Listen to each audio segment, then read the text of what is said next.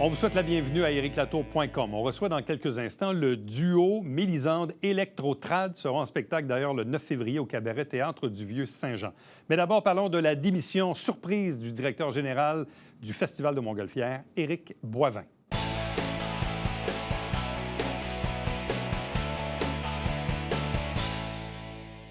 Grosse nouvelle qui est sortie vers la fin de la semaine dernière, la démission du directeur général de l'International de Montgolfière de Saint-Jean-sur-Richelieu, Éric Boivin. Ça a pris un peu tout le monde par surprise, cette nouvelle-là. C'est quoi les conséquences? C'est quoi les raisons? Bref, on va essayer d'en savoir davantage avec le président du conseil d'administration, qui est le conseiller Jean Fontaine. Bonjour et bienvenue. Bonjour. Est-ce que le conseil d'administration a été aussi surpris que les employés et le public? Oui. Ah oui, absolument. On ne l'a pas vu venir, personne. Ça sortit un peu du champ gauche, là. On ne l'a pas vu venir. Zéro. Il s'est passé quoi? Parce que dans les faits, moi, jeudi soir dernier, j'ai commencé à recevoir des textos de mon petit réseau de contacts habituel qui me dit « Écoute, Éric, as-tu entendu parler que ça aurait l'air qu'Éric Boivin aurait remis sa démission? » Je dis « Ah oui, comment ça? Qu'est-ce qui s'est passé? Qu'est-ce qui s'est passé au juste? » Bien, est-ce que vous allez le recevoir? Est-ce qu'il va venir Je s'expliquer? vais l'inviter, mais je voulais avoir avant Ouais. la version du président. Oui, je comprends tout à fait. Parce que moi, je sais toutes ses raisons. Ouais. Je ne sais pas jusqu'où il veut aller dans ses raisons, mais je pense que Éric, après 3 ans, 4 ans, c'est une lourde tâche. Hein? DG, tu as beaucoup de pression de faire balancer les chiffres, de satisfaire les pilotes, de livrer une bonne... Puis juste le 9 jours, là, se remettre du 9 jours. Fait que Éric, je pense que quand il est venu me voir, quand il m'a envoyé la lettre, puis tout ça, puis on s'est parlé... moi, j'ai pris 24 heures pour... J'ai reçu la lettre, je l'ai lue, j'ai dit, je te réécris demain. Et puis là, j'ai pris 24 heures pour regarder ça. Puis le lendemain, quand je l'ai appelé, j'ai dit, c'est quoi les raisons, Éric? Puis c'est ça. C'est une pression. À son âge, il n'est pas obligé de se mettre cette pression-là sur le dos. Et puis c'est la grosse raison. Non, mais puis honnêtement, dans les derniers jours aussi, j'ai vu des employés ou des connaissances qui gravitent autour de l'International qui me disent, toi, c'est à peu près la même chose. Éric Boivin, à la base, c'est un gars qui arrivait de Desjardins, qui avait une réputation de redresseur, ce dont le festival avait grandement besoin il y a quelques années. Ce qu'il a fait, il y a eu la pandémie là-dedans, il n'y a pas eu de festival où il y a eu autre chose qu'un vrai festival, parce qu'ils ont quand même organisé des trucs durant ces 2 ans-là. Mais en même temps, c'est lourd, cette période-là. Je parle, moi, avec d'autres organisateurs d'événements, puis le 2 ans de pandémie, on est comme un peu post-pandémie, là, mais ça a laissé des traces, cette période-là. Ah oui, pour bien des gens. Pour bien des gens qui ont pris un pas de recul. On a tous fait ça dans la pandémie. On a tous pris des pas de recul, réfléchir un peu à ce qu'on veut faire.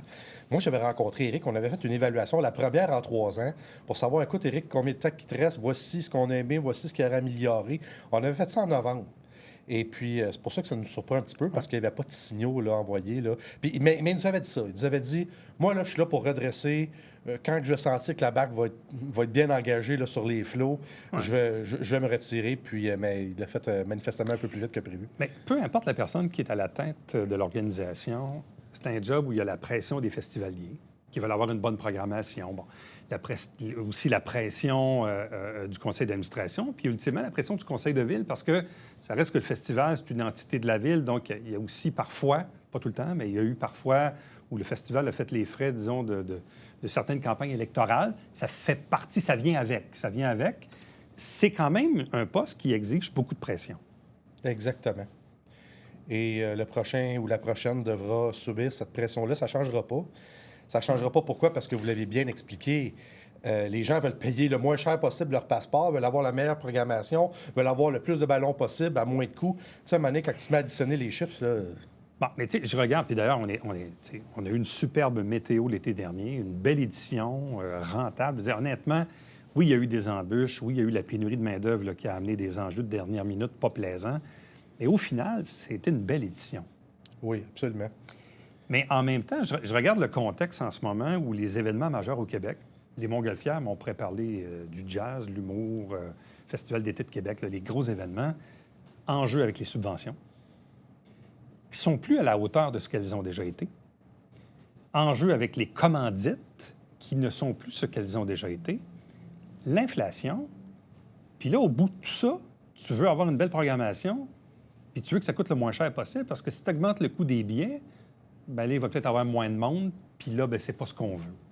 C'est pas... Je dis pas que c'est impossible, mais est-ce que c'est rendu un peu une mission impossible? Oui. Mathématiquement, là, tu viens de résumer ce que je voulais te résumer aujourd'hui si on était pour parler de chiffres. On parle d'Éric Boivin aujourd'hui, mais on peut se parler de chiffres aussi. C'est exactement ça, ce que tu viens de dire, Éric. Mathématiquement, ça devient impossible. Pourquoi? Parce que l'inflation, tu sais, je veux dire, les subventions diminuent. Nous, quand on achète des trucs, tout augmente, puis il faut garder le même prix pour les festivaliers. Donc, mathématiquement, là, ça ne s'aligne plus. Je vous le dis tout de suite. C'est clair. Ça s'aligne Subvention, commandite, inflation. plus. C'est ça. Comment on peut maintenir un prix? Et puis, même, il y en a qui, l'été dernier, ils disaient « Hey, c'est cher, les montgolfières. » Oui, c'est cher, mais en même temps, il n'y a plus grand-chose de pas cher dans notre société, là. Exactement. À moins que la Ville ou les gouvernements en mettent davantage, mais en même temps, c'est notre argent aussi. Oui. Donc, Puis les gouvernements, ils ont une limite parce que je pense qu'ils en ont mis beaucoup pendant la pandémie. On s'entend, toutes les subventions, tout ça. Nous-mêmes, on a bénéficié de subventions. Là, les subventions sont moins au rendez-vous. Donc, il va y avoir des décisions difficiles à prendre. Puis le prochain DG, ou la prochaine DG, va avoir ces décisions-là à prendre. à prendre aussi. Bon, je parlais tantôt du contexte de pénurie de main-d'œuvre. Ça aussi, ça m'a. Dans tous les domaines, mais le festival aussi. J'étais toujours un peu étonné l'année dernière de voir qu'il y a eu des postes qui, malheureusement, n'ont jamais pu être comblés. Des compagnies, des sous-traitants qui n'avaient pas les effectifs requis pour livrer leur mandat.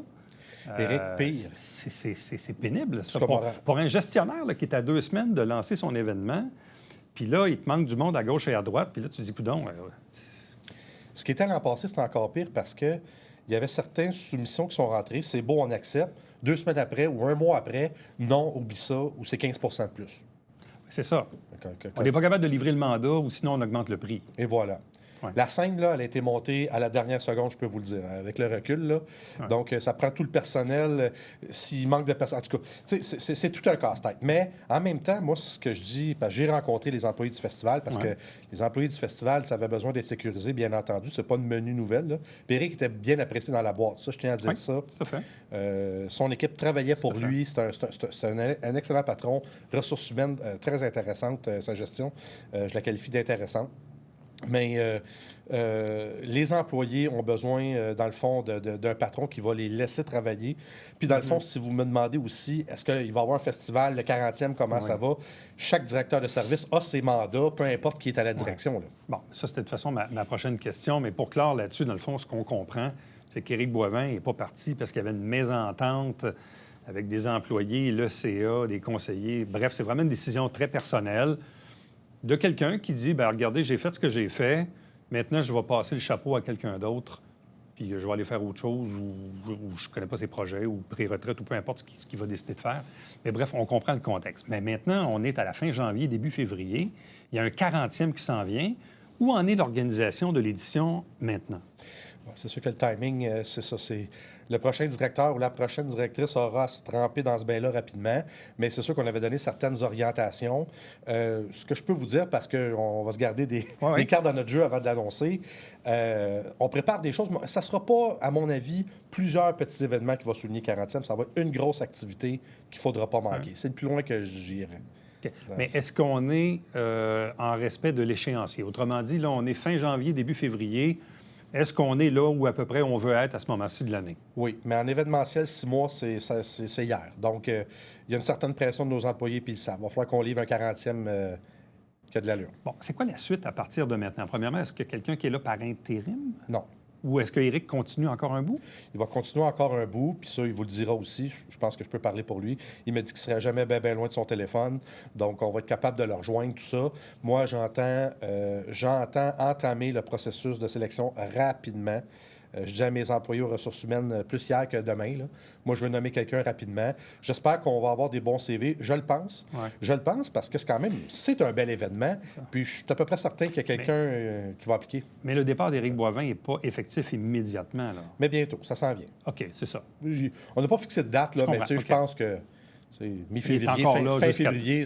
Je comprends. Ça va être ça. Mais il y aura quand même donc une transition avec la prochaine personne. Absolument. Bon, là, vous allez lancer donc un processus, puis en même temps, bien, le message est lancé. Donc, si vous avez de l'intérêt pour le job, ou si vous connaissez des gens qui pourraient, disons, bien aller dans un poste comme celui-ci, c'est ouvert. C'est quoi la job du DG du Festival de Montgolfière? Il y a combien d'employés? C'est quoi, ça demande quoi comme job, là? 5, 6 personnes à temps plein, le comité de direction. À ça s'ajoutent peut-être 5, 6 autres employés. Donc, on est à peu près une dizaine d'employés à temps plein.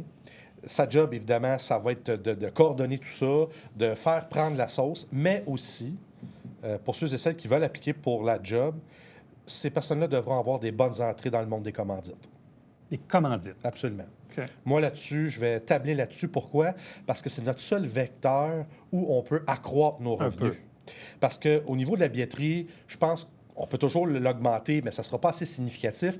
Les subventions, on vient d'en parler. Bien, je m'adresse aux députés aussi s'ils nous écoutent. Toujours ouvert aux subventions parce que, bon, on en a parlé, hein, donc de boucler le budget. Mais notre vecteur de croissance, c'est les commandites et les loges. Et moi, je crois qu'avec ce qu'on a fait, ce que l'équipe d'Éric a fait au niveau des loges, ça, c'est incroyable. C'est extraordinaire.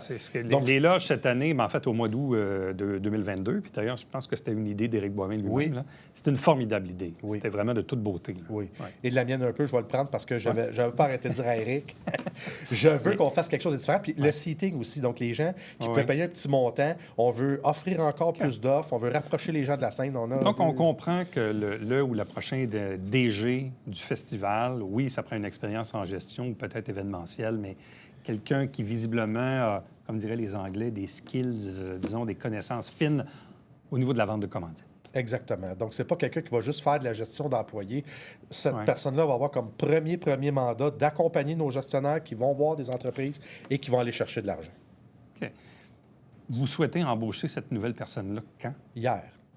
OK. Est-ce que le poste est affiché? Vendredi. Vous voyez, je tape du pied. Donc, au moment... OK. On enregistre mardi. Moi, j'aurais aimé ça que ça soit plus vite que ça, mais bon, disons que vendredi, ça va être affiché. Il va y avoir 3 semaines. Mais dès qu'on va avoir des CV intéressants, on va passer les gens en entrevue. Je suis prêt. Fin février, puis si la personne doit donner un petit 2 semaines, parce que vous savez que du monde au chômage, ça n'existe plus. Non. Hein?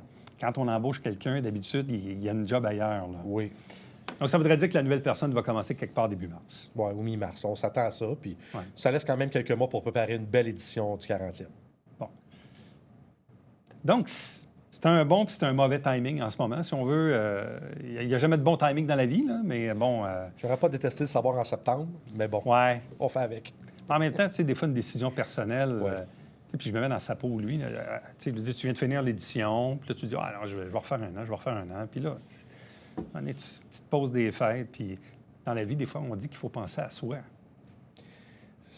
Donc, il est d'une grande sagesse, Éric Boivin. C'est exactement ce qu'il va venir vous dire sans vous vendre bien pas. Il est en train de rire en ce moment en regardant l'entrevue. Il va dire, oui, c'est ça. Donc, c'est un sage. Oui, exactement. Ben, Jean Fontaine, merci beaucoup. Bonne chance donc dans vos recherches. Oui. Et donc, sachez que le poste à la direction générale de l'International de Montgolfière est ouvert et qu'on a besoin d'embaucher quelqu'un, non pas demain, mais bien hier. Mais Éric, c'est valorisant, intéressant. Ce que j'ai dit aux employés en 30 secondes, c'est que moi, je suis enseignant au secondaire. Je le sais le 28 mars, le 7 avril, ce que je fais, puis le 12 juin. Ça, là, c'est une job avec plein d'impondérables qui est super le fun. C'est pour quelqu'un qui aime les roller coasters. Jean Fontaine, merci beaucoup. Merci. Et reste avec nous. On vous revient après ceci.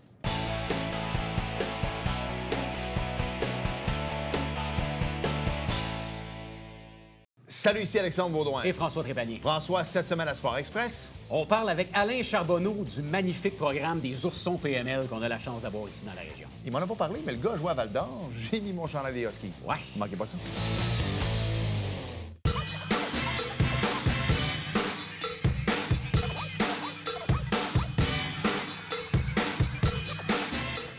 Dimanche, 9h30, Télé Bingo. On vous attend.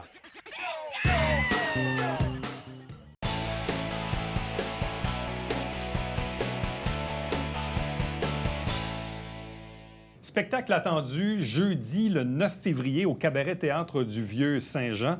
C'est le spectacle du duo Mélisande Electro-Trad. On les a déjà reçus il y a quelques années déjà. Et là, ils sont comme en 2 déplacements. On les a attrapés au vol pour les amener en studio.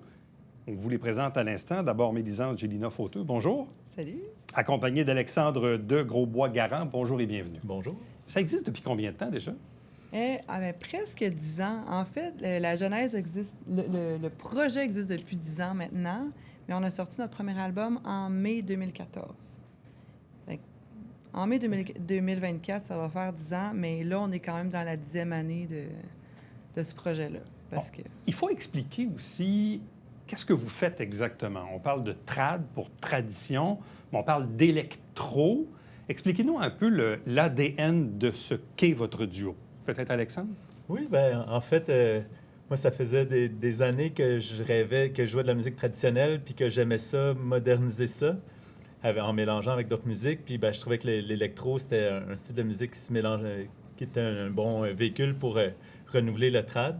Puis ben, j'ai rencontré Mélisande, on est amoureux là, depuis 16 ans. Puis on jouait de la musique, était autrice, compositrice, interprète. Puis à un moment donné, on s'est dit que ce serait intéressant de mélanger un peu nos passions puis de faire un projet original. Puis c'est comme ça que l'électro-trad est né. Mais c'est aussi original dans la mesure où, honnêtement, il n'y a pas grand-chose de comparable avec ce que vous faites. Là.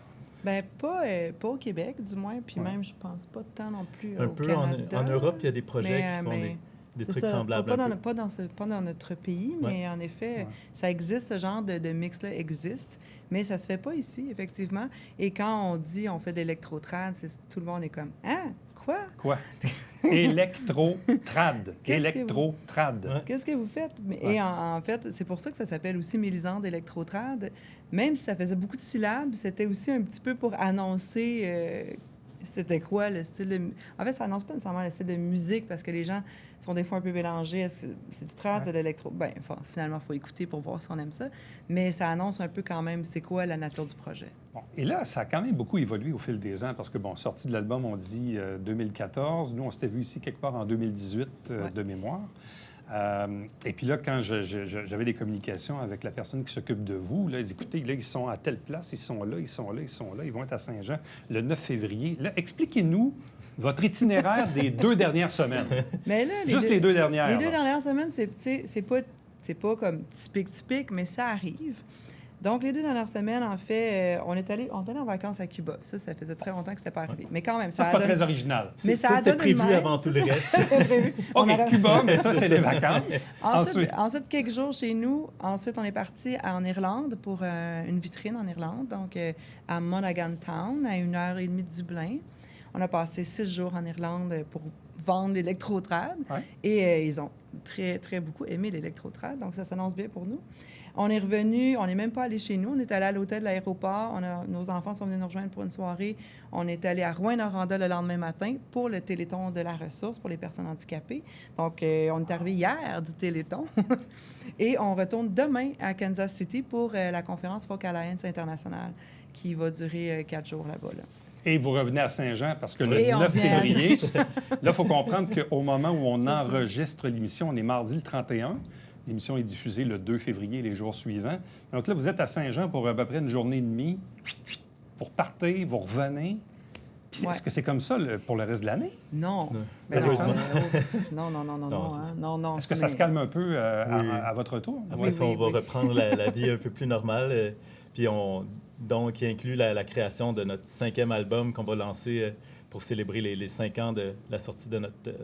premier album. Donc, les 10 ans, merci. Oui, 5e album, mais 10 ans. Oui, pour les 10 ans. Ouais. Ben oui, si c'était toujours comme ça, nos enfants ne nous reconnaîtraient plus. Mais des opportunités comme l'Irlande ou encore Kansas City prochainement, ça arrive d'où, ces opportunités-là? Bien, l'Irlande, à un moment donné, j'ai reçu un courriel à l'automne, puis c'était comme la première édition d'une nouvelle conférence. Il y a beaucoup de conférences comme ça à travers le monde, un peu comme Rideau, mettons, là, qui se passe à Québec au mois de février, où il y a des artistes en vitrine, il y a des agents, toute l'industrie, des diffuseurs, des festivals, tout ça. Puis là, ben, c'était la première édition d'une conférence en Irlande, puis ils ont eu je pense qu'ils sont fait... quelqu'un qui nous a recommandé à eux. Là, ils nous ont écrit, puis là, on a été sélectionnés, puis on est allés.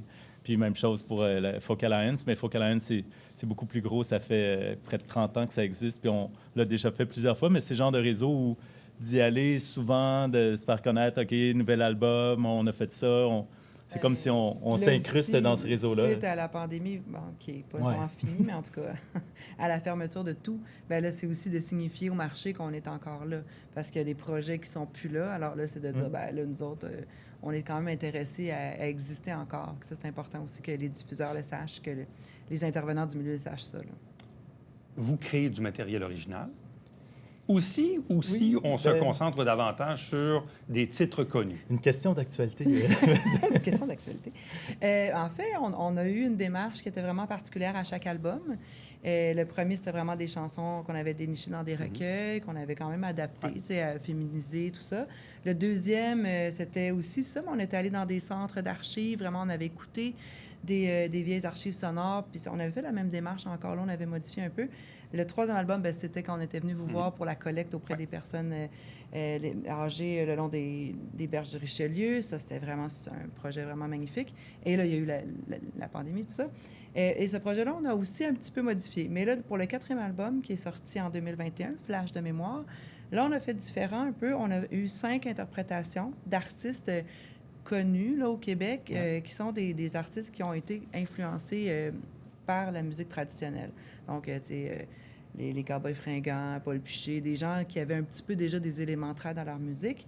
Et on a fait 5 chansons traditionnelles, mais là, cette fois-ci, au lieu de dénicher des chansons traditionnelles pas connues, on est allé à l'inverse chercher des chansons traditionnelles peut-être vraiment plus connues, comme Au chant de l'Alouette, V'là le bon vent.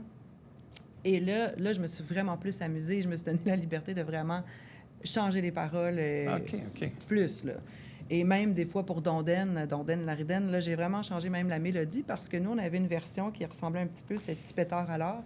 Donc là, j'avais vraiment fait mélodie et paroles nouvelles. Mais quand vous chantez, quand vous êtes en démonstration en Irlande ou à Kansas City, vous êtes quand même avec du matériel en français? Ou c'est les mêmes choses. C'est la même chose. Ouais. Puis dans le fond, les gens, ils s'intéressent à nous là-bas parce qu'on chante en français, parce qu'on représente la culture du Québec, mais avec notre saveur à nous. Mais il y a plusieurs groupes trad québécois comme le Vent du Nord, Gentil Corum de temps en temps et autres qui font le tour du monde depuis des décennies à jouer de la musique québécoise puis à chanter en français. Puis là, ben, nous, on a notre saveur avec l'influence électro là-dedans. Fait que c'est comme, pour eux, c'est comme une nouvelle proposition de trad québécois. C'est de la musique aussi du monde, dans le fond. Là, c'est toutes les musiques du monde qui se rencontrent dans le grand puis un sous le côté grand celtique chapeau aussi, folk, à cause des mélodies trad, les rilles, les gigs, tout ça rejoint le public celtique. Quel est le regard ou la réaction que des gens à l'étranger peuvent avoir versus le public que vous avez ici au Québec?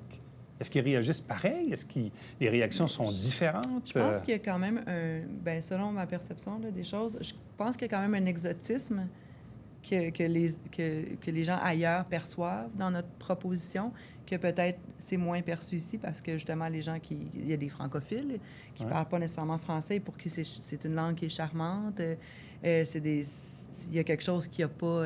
ça peut pas exister ailleurs. Il faut que ça vienne d'ailleurs. Il n'y a pas des gens, mettons, dans leur pays qui vont se mettre à faire cette musique-là. Donc, il faut que ça vienne d'ailleurs, la langue, déjà.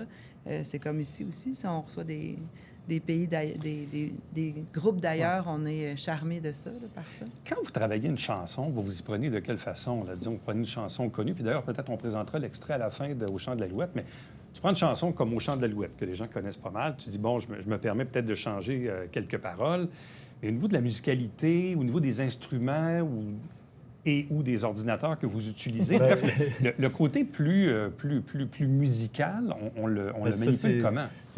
Mélisande, moi, je suis comme l'électro-trad, finalement, un peu. Fait que c'est moi qui va comme faire les premières ébauches d'arrangement. Je vais prendre la mélodie, trouver des accords, trouver des grooves de drum, de programmation de synthé, basse, tout ça. Fait que c'est un peu moi qui s'occupe du volet musical, puis Mélisande qui va changer la mélodie et les paroles, puis évidemment interpréter. C'est sûr aussi qu'on travaille avec Gabriel Etier, qui a réalisé le dernier album, qui a réalisé l'autre d'avant aussi. Et lui, c'est vraiment aussi la personne qui vient travailler les sons et faire en sorte que tout ça, après, a un plus bel impact. Là, la coche professionnelle. Et donc, tu le crées à partir d'un clavier? Est-ce que tu utilises d'autres affaires? J'ai un clavier, un ordinateur, j'ai un violon. Je ne suis pas violoniste professionnel, mais je fais les arrangements au violon souvent, puis je joue de la flûte. Fait qu'un mélange de tout ça, là, on s'amuse. Puis là, avec la pandémie, on s'est équipé d'un studio maison, puis moi, j'ai passé des centaines d'heures à regarder des tutoriels de production électro, tout ça. Oui, c'est ça. Elle me perdait des fois, j'allais m'enfermer dans le studio. Puis... Perdu souvent. Puis après ça, au niveau de la voix, quand on enregistre la voix, est-ce qu'on la travaille un peu? Est-ce qu'on la transforme? Est-ce qu'on Bien, c'est On lui intéressant. donne un son électronique un peu. Ben, des fois, ça dépend plus sur album, évidemment, live moins, quoi qu'on l'a déjà fait aussi. Mais c'est surtout au niveau, je trouve, de l'appropriation du propos, des paroles, tout ça, que c'est important de rester fidèle à soi-même, de rester peut-être un peu plus contemporain aussi, là. Mais on s'amuse, on essaie de faire ça quand même dans le fun. Et quand on va vous voir Le en plaisir. show, ça ressemble à quoi? Ah ben là, Ah. ces temps-ci, parce que tu sais, il y a des phases, hein. Ces temps-ci, moi, je porte un habit lumineux avec des lumières qui flashent. Il y a un drummer qui est quand même assez endiablé. Il y a Là, Alex. à Saint-Jean, ça va être le laptop endiablé qui Le va faire la laptop batterie parce qu'on est en endiablé, version le drummer trio. sera pas là. Un violoniste endiablé. Alex, tout aussi endiablé, qui joue de la flûte, flûte, qui joue des bass, claviers, ouais. qui est sur... Moi, je joue de la guimbarde aussi. Fait qu'il y a vraiment des moments instrumentaux intéressants, justement. C'est ces moments-là qui sont peut-être un petit peu plus trad. Puis pour le public québécois aussi, qui souvent va connaître ces chansons-là, ben, va vraiment être surpris de voir qu'est-ce qu'on a fait avec ça. Fait que comme là, en fin de semaine, on jouait dans un souper spaghetti à Cadillac, entre Rouen puis Val-d'Or. Ouais, là, c'est où? Puis, disons que les gens ont été très surpris ben. par notre musique, puis les Ouais. gens ont embarqué au bout, mais tu sais, mettons qu'ils ont pogné de quoi, comme on dit. Donc, Ouais. Irlande, Rouen, Cadillac, Kansas City, Saint-Jean-sur-Richelieu, jeudi prochain, On va être bien le 9 réchauffé février. rendu à Saint-Jean. Donc, si vous voulez découvrir quelque chose qui sort un peu des sentiers battus, donc Mélisande duo électro-trad, donc c'est ce jeudi 9 février au Cabaret Théâtre du Vieux-Saint-Jean. Et d'ailleurs, on va se laisser sur l'extrait de Au chant de l'Alouette. Un gros merci à vous deux, puis Mais bonne merci. chance. Merci. Au soleil levant, c'est l'heure de partir. Au soleil levant, c'est l'heure de partir. Je n'ai point dormi, j'ai fêté la nuit. Je n'ai point dormi, j'ai fêté la nuit. Je n'ai point dormi, j'ai fêté la nuit. Je rentre au bercail, retrouver mon nid. Au chant de l'alouette, je veille et je sors. J'écoute l'alouette et je danse encore. Au chant de l'alouette, je veille et je sors.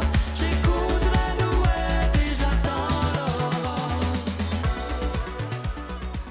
Le musée du Haut-Richelieu poursuit sa série d'expositions, mais à l'extérieur des murs du musée, cette fois au Salon Rouge de la Bibliothèque à Saint-Luc, où on est toujours dans la série Histoire d'entreprise, et c'est là et c'est disponible jusqu'au 26 février. À demain.